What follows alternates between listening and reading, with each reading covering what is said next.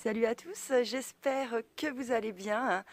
Alors, bien moi, clairement, ça va bien. Il y a un petit peu de redoux, donc j'arrive à avoir quand même à peu près 5 degrés vers les 13h, 14h à peu près. Donc du coup, ça fait quand même hyper plaisir d'avoir un petit peu des températures qui sont au-dessus des négatives. Et en plus de ça, en ce moment, j'ai des éclaircies, il y a du soleil. Oh, c'est trop du bonheur, quoi. Ça fait trop du bien après ces semaines et ces semaines de froid que j'ai eu, de neige, de franchement, c'était la folie. Eh bien, franchement, ça fait clairement plaisir d'avoir du soleil. Je crois que j'ai jamais autant kiffé le soleil, quoi. Bref. Aujourd'hui, je vais vous faire une vidéo pour vous montrer comment donc je fabrique mes savons de Marseille. Qu'après derrière je décline en fait sous plusieurs choses.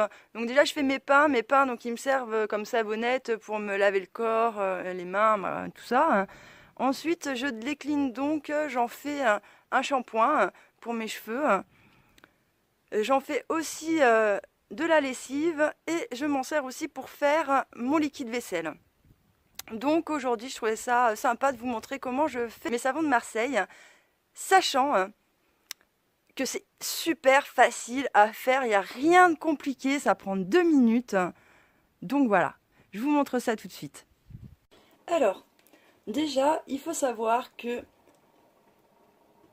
j'utilise toujours le même plat pour faire mon savon, parce que comme on utilise de la soude caustique, ben franchement, il vaut mieux éviter d'utiliser des ustensiles qu'on utilise pour faire à manger après derrière. Ensuite, soit je mets mes savons dans ces petits ramequins là, comme ça, soit je le mets dans une bouteille de lait. Ouais, dans une bouteille de lait classique ou même les briques, ça va très bien. Je mets dedans. Là, pour la formule que je vais vous donner aujourd'hui, ça fait à peu près 750 millilitres.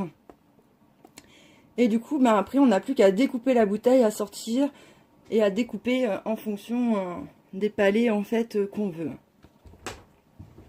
Donc voilà ce que ça donne. Ça, c'est ceux que je fais dans les moules que je vous ai montré.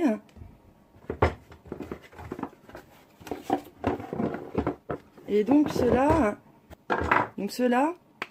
c'est ceux que je fais avec les bouteilles de lait que je découpe après, donc voilà, en petits pavés comme ça. Voilà. Parce que ça, comme ça, quand c'est petit, en fait, comme ça, plutôt que d'en laisser un gros, je trouve ça plus facile pour râper, en fait, après, derrière. Voilà. Bon, alors, pour commencer, déjà, j'ai préparé tout ce qu'il me fallait. Donc, j'ai besoin de 200 g d'eau. J'ai besoin de 85 g de soude caustique. Et donc là, j'ai mes deux huiles. J'ai donc 200 g d'huile de coco et 400 g d'huile d'olive.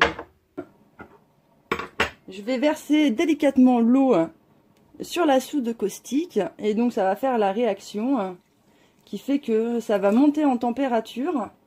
Donc voilà, je vous conseille de mettre des gants parce que comme ça, quand ça fait des éclaboussures, au moins vous êtes protégés.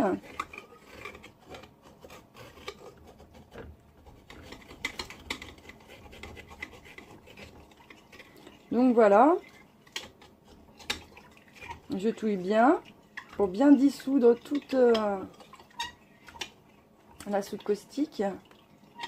À partir de ce moment-là, il va falloir que j'attende que ma préparation se refroidisse un peu. Donc pour ça, je m'équipe d'un thermomètre de cuisson. Et donc je vais venir le placer là pour vérifier la température qu'il y a au thermomètre. Et donc il faut que j'arrive à peu près une quarantaine de degrés. À partir du moment où on aura 40 degrés, on pourra mettre les huiles. Alors là, j'ai ma préparation, donc ça y est, elle est arrivée aux 40 degrés. Je vais verser mes huiles.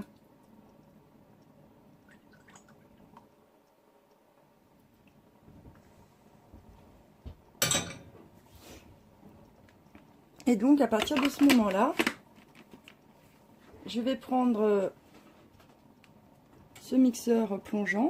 Et donc maintenant, je vais mouliner tout ça.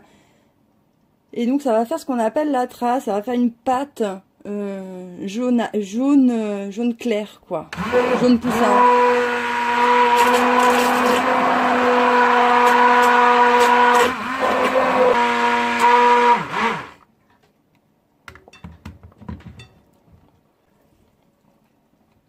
Donc voilà, là la trace est faite, ça se fait vraiment super vite.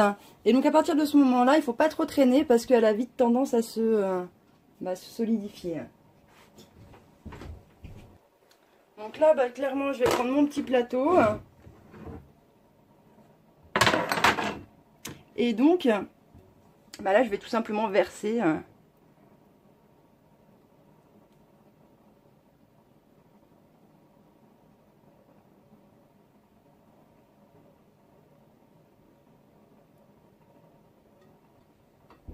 Et voilà.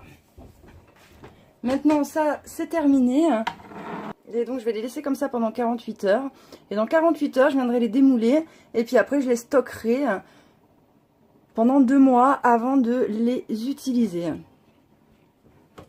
Voilà, c'est terminé donc pour la recette des savons. Vous voyez, il n'y a rien de bien compliqué pour réussir à faire ces savons soi-même. Je vous remercie de m'avoir écouté et je vous dis à bientôt dans une prochaine vidéo.